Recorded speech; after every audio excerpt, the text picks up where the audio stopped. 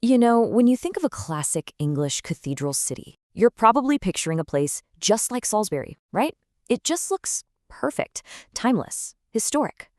But what if I told you this whole city, and especially that stunning cathedral, basically shouldn't exist? That the whole thing is built on a foundation of, well, impossibilities. Let's dive in. I mean, just look at it. It seems as solid as a rock, like it's been there forever and will be there forever.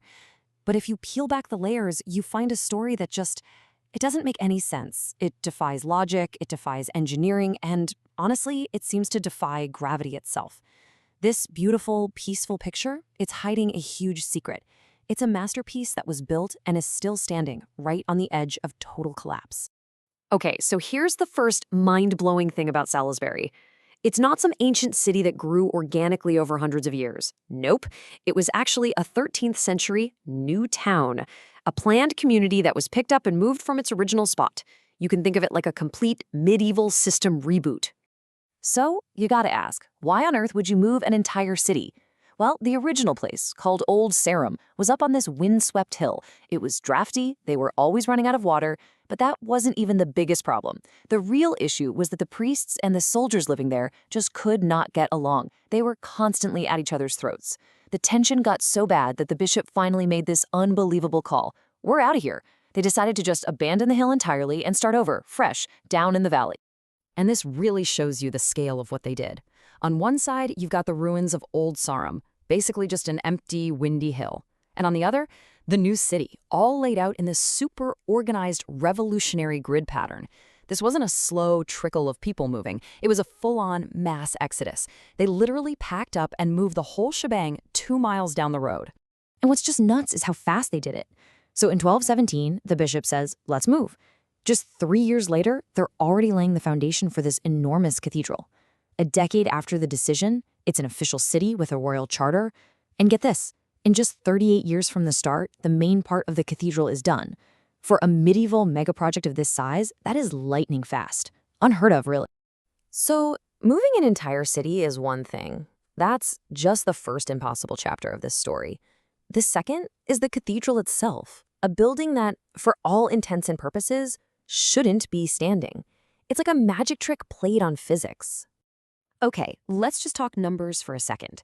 First up, 6,400 tons. That's how much the spire they added later is estimated to weigh. To give you an idea, that's like stacking over 30 blue whales on top of the building. It's just a colossal, crushing amount of weight. And all that weight is sitting way, way up there. The spire is 404 feet tall. It is the tallest church spire in the entire UK, and it's held that record for hundreds of years. Okay, so you've got this 6,400-ton spire, soaring 404 feet into the sky. And what's holding it all up? The foundations are, wait for it, just 4 feet deep. 4 feet. And it's not even solid ground. It's built on a soggy, waterlogged patch of gravel. The entire cathedral is basically floating on a swamp. It makes no sense. And you can literally see the strain this impossible gamble has put on the building.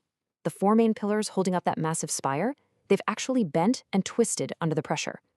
It got so bad that back in the 1600s, the famous architect Sir Christopher Wren took one look at it, got seriously worried, and had to secretly add iron braces just to hold them together. And believe it or not, those old reinforcements are still doing the job today. There's this quote that just nails it perfectly. It calls the whole building a medieval confidence trick played on gravity itself. And that's exactly what it is. I mean, pretty much every expert survey since the 17th century has said it's going to fall down any day now. And yet, it's still there. It's just a testament to the sheer nerve of its builders. They played a crazy high-stakes game with physics, and somehow they won. So you've got the impossible engineering, right? But believe me, that's just scratching the surface. Because hidden inside the stones of Salisbury are secrets that are even darker. We're talking about myths, we're talking about murder, and yeah, even mummies. Honestly, this city is like a real-life cabinet of curiosities. For example, when they opened the tomb of the very first person buried in the cathedral, you know what they found? A mummified rat inside his skull that had died of arsenic poisoning. It's an 800-year-old cold case. Then you can go to a pub down the street and see a mummified hand nailed to the wall still clutching playing cards, supposedly belonged to a card cheat who got caught. And of course, there's the ghost of a duke who was executed back in 1483. They say he still wanders around looking for his head. And check this out. This gives you a really cool window into how people thought back then. Salisbury has the world's oldest working mechanical clock, dating all the way back to 1386. But here's the weird part. It doesn't have a face. It wasn't built to tell you the time. Its only job was to ring a bell to tell the priest it was time for prayers.